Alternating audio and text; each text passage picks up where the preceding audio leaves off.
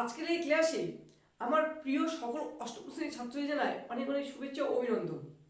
আমি তোমাদের জন্য সেকেন্ড ইউনিট টেস্ট পরীক্ষার একটি গুরুত্বপূর্ণ বাংলা বিষয়ে গল্প নিয়ে হাজির হয়েছি। গল্পটি হলো কি করে বুঝবো। আমাদের লেখিকা হলেন আশাপূর্ণা দেবী। এই গল্পটি থেকে কোন কোন এমসিকিউগুলি তোমাদের জন্য গুরুত্বপূর্ণ এবং কোন কোন শর্ট প্রশ্নগুলি তোমাদের জন্য গুরুত্বপূর্ণ সেগুলি নিয়ে আলোচনা করব আজকের এই ভিডিওতে।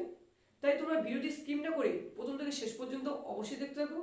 আর অন্যান্য বিষয় এবং অন্যান্য অধ্যায় থেকে সাজেশন পেতে হলে আমার এই চ্যানেলটিকে অবশ্যই ফলো করো, তাহলে তোমরা প্রতিনিয়ত নতুন নতুন ভিডিও পাবে। তাহলে আজকের আলোচনাটি শুরু করলাম। কি করে বুঝবো আশাপূর্ণা দেবী, গুরুত্বপূর্ণ 20টি এমসিকিউ। 1 নম্বর প্রশ্নটি হলো কি করে বুঝবো গল্পটির লেখিকার নাম কি? উত্তরটি হলো আশাপূর্ণা দেবী। 2 নম্বর প্রশ্নটি হলো কি করে বুঝবো গল্পটি কোন মূল গ্রন্থের অন্তর্গত?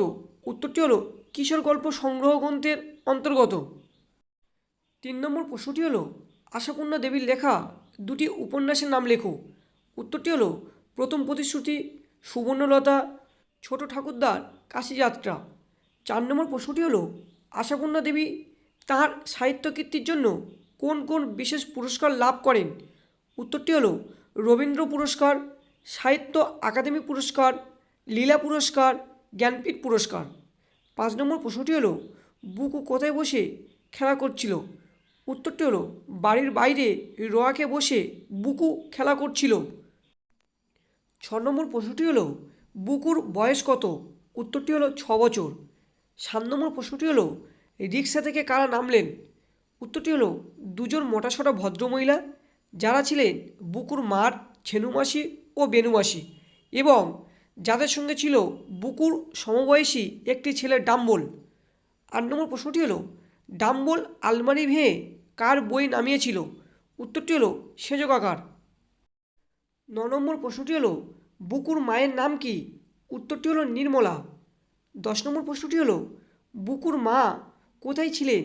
উত্তরটি হলো 3তলার রান্নাঘরে। 11 নম্বর প্রশ্নটি হলো ডাম্বলের মায়ের নাম কি? উত্তরটি হলো বেনু। 12 নম্বর প্রশ্নটি হলো বুকুদের বাড়ি কলকাতার কোন অঞ্চলে ছিল? উত্তরটি হলো কলকাতার ভবানীপুর অঞ্চলে ছিল। 13 নম্বর প্রশ্নটি হলো ডাম্বল বইগুলো ফেলে দিল কেন? উত্তরটি হলো বইগুলোতে কোনো ছবি ছিল না বলে। 14 নম্বর প্রশ্নটি হলো বুকু ডাম্বলকে কি বলেছিল? উত্তরটি হলো যেমন হাতির মতো চেহারা তেমনই হাতির মতো বুদ্ধি। 15 নম্বর প্রশ্নটি হলো মাসিরা কোথা থেকে কোথায় এসেছেন? উত্তরটি হলো মাসিরা উত্তরপাড়া থেকে ভবানীপুরে এসেছেন। 16 নম্বর প্রশ্নটি হলো বুকুর মার কী কেনা ছিল? উত্তরটি হলো সিনেমার টিকিট। 17 নম্বর প্রশ্নটি হলো বুকু আর বুকুর সেজ খুড়িমা অতিথিদের জন্য কী কী খাবার নিয়ে আসে? উত্তরটি হলো চা এবং বড় বড় রাজভোগ, ভালো ভালো সন্দেশ, সিঙারা ও নিমকি। 18 নম্বর প্রশ্নটি হলো বুকু কোন স্কুলে পড়াশোনা করে? উত্তরটি হলো আদর্শ শিক্ষা প্রতিষ্ঠান। অথবা এই প্রশ্নটি একটু ঘুরিয়ে আসতে পারি যে বুকুর স্কুলের নাম কি?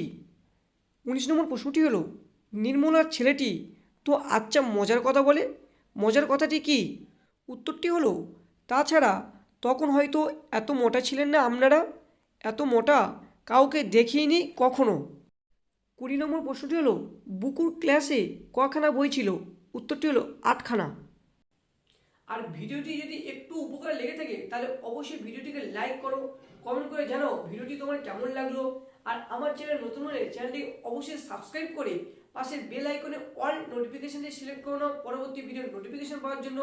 আর ভিডিওটি তোমার প্রিয় বন্ধু বান্ধবের কাছে অবশ্যই শেয়ার করে তাদের পড়ার সুযোগ করে দাও।